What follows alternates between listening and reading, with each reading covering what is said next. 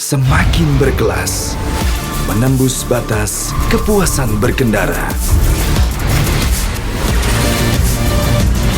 All New Honda PCX, the ultimate excellence. Pendukung Semen Padang di Bekasi, selamat menyaksikan kesempatan kali ini kembali bagi Semen Padang. Tembakan langsung dan gol! Offside.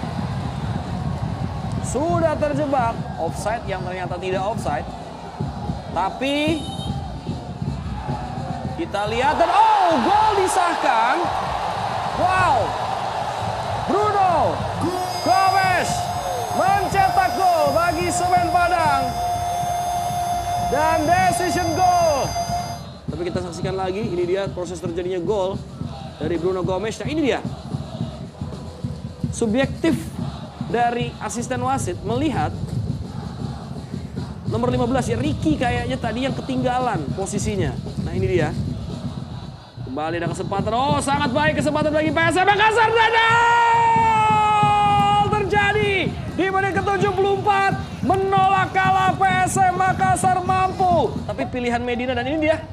Bagaimana checking goal tadi yang memang posisi dari Abu Kamara ya jelas onside. Dan ini ada peran artinya